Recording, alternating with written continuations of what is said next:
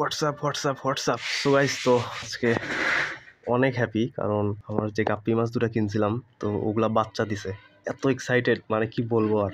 But একটু দুঃখের বিষয় কারণ দুটা কিনছিলাম, দুটাই প্রেগনেন্ট ছিল, একটা আগেই বাচ্চা দিছে। সেদিন আমার এক্সাম ছিল, এক্সাম দিতে গেছি, এসে দেখি যে বাচ্চা দিছে, প্লাস এরা তো আবার নিজের বাচ্চা নিজেরাই খায়। তো এসে দেখি যে বাচ্চা গায়েব, পেটে বাচ্চা নাই। তো আমি তো পুরা স্যাড, যেটা কি হলো। তো যাই হোক, মানে একটা দিছে বাচ্চা, বাট আরেকটার পেটে ছিল।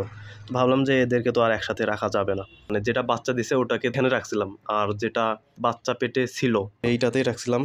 তো আজকে বাইরে গেছিলাম, তো বাইরে থেকে এসে দেখি বাচ্চা দিয়ে দিছে। এই যে মাই বিউটিফুল গাপ্পি বাচ্চা, এই যে এই যে এই যে ছোটো ছোটো, এখনও ঠিকভাবে সাঁতার কাটতে পারতেছে না, নিচে অনেকগুলো পড়ে আছে, কারণ একটু আগে দিছে, 1 ঘন্টা হবে মেবি। সাঁতার এখনও শেখে নাই ঠিকভাবে। তো আশা করি 3-4 ঘন্টার মধ্যেই ঠিক হবে সবগুলো। 15টা হবে মেবি, 15টা, মানে আরও 15টা পাওয়ার কথা ছিল। 15-30টা হতো, বাট খেয়ে ফেলছে। যাই হোক, তাও আমি অনেক অনেক হ্যাপি, মানে অনেক অনেক অনেক হ্যাপি। কারণ এই যে এই যে এই যে এই যে এই যে বিউটিফুল ঘোলা দেখা যাচ্ছে। পানিগুলো চেঞ্জ করতে পারিনি, মানে ওই পানিতেই, সেই আগের পানিতেই বাচ্চা দিয়ে দিছে।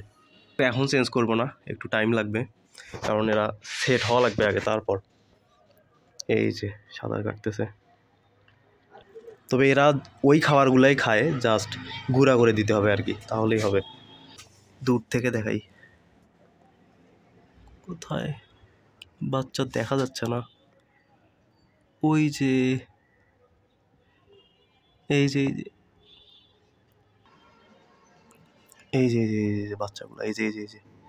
এখন মেবি আর একটা মেল কিনতে হবে, কারণ দুটাই ফিমেল আর বাচ্চাও পেটে নাই। তো একটা মেল কিনতে যাব এক্সামের পর, এখন না। আর মেল যদি থাকে তাহলে দেখা যাবে যে 2-3 মাসের মধ্যে আবার বাচ্চা দিয়ে দিছে, কারণ এরা খুব ঘন ঘন বাচ্চা দেয়।